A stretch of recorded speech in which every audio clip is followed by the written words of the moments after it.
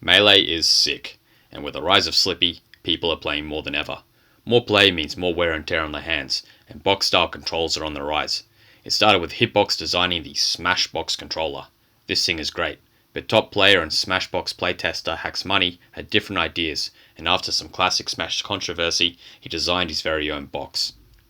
The button layout of Hacks' box seemed weird at first and wasn't always well received, but nowadays it's the gold standard for button layouts and has even been replicated by the newest kid on the block, the Frame 1.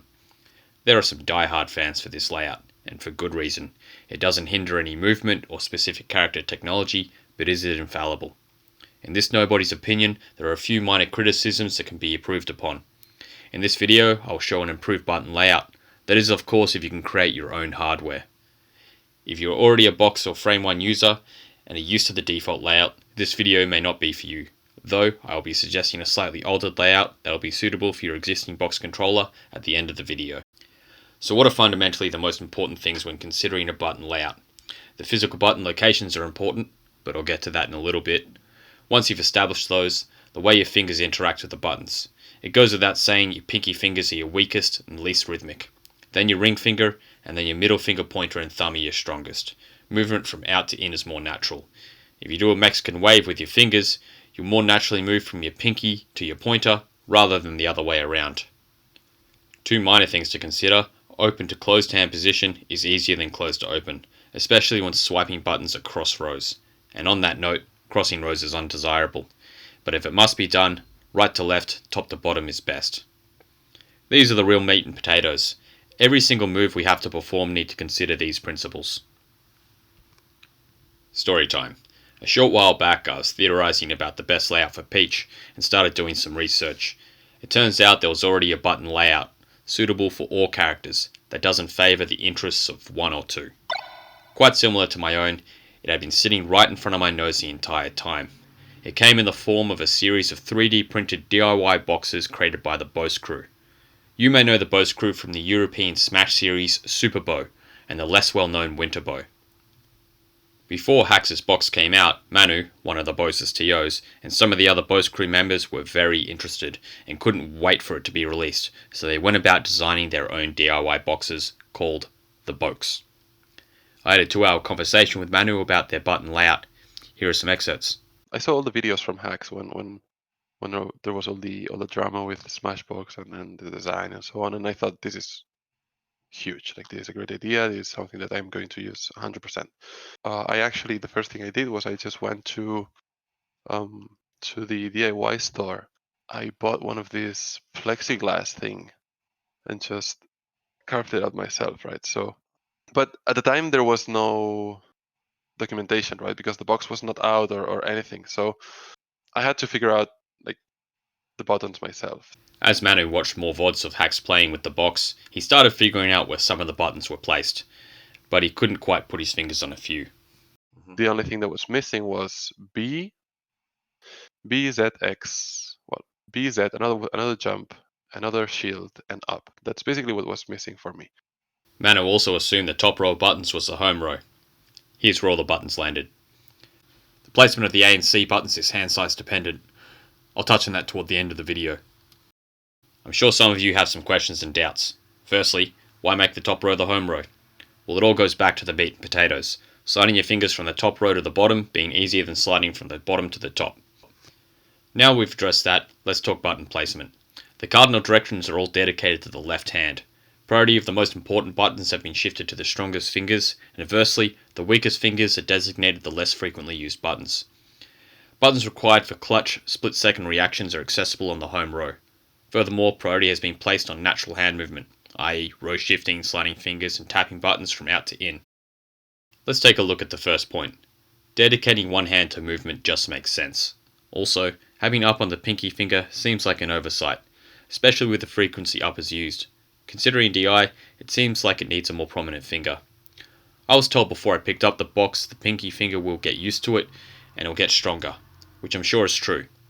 But it just feels like Arthritis 101, I know I'm not the only one getting tired pinky fingers using the default layout. Do you play box yourself as well?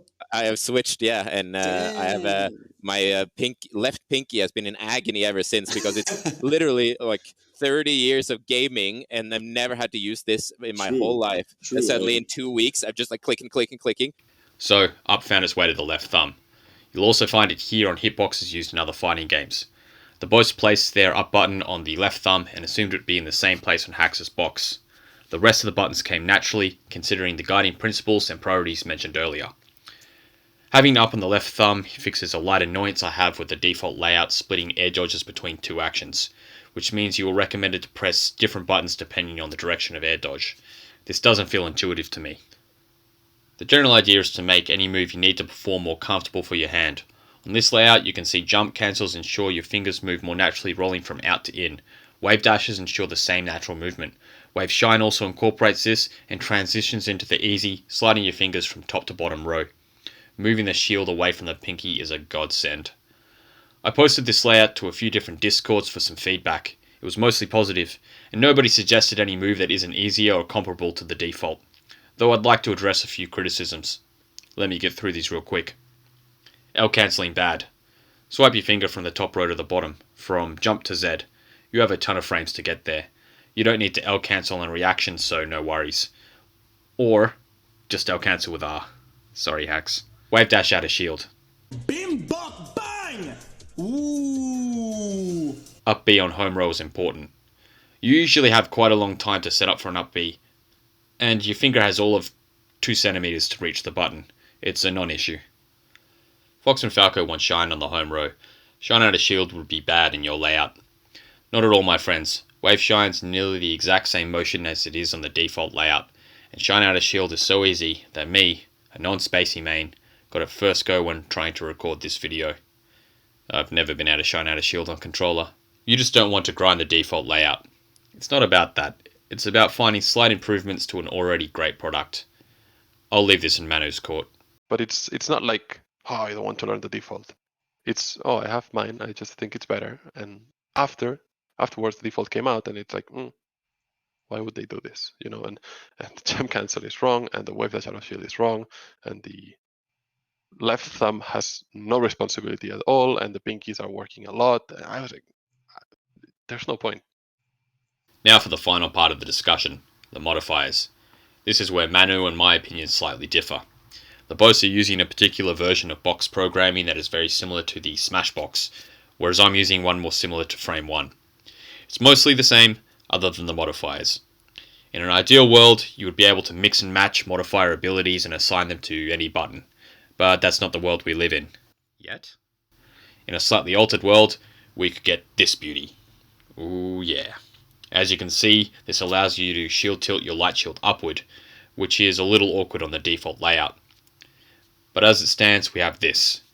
So if you're building your own DIY and are using Crane's or Haybox's code, then for the meantime, you're going to be using something like this to maintain the ability to light shield. But why in good green gravy would you want 2 of each modifier, I hear you ask?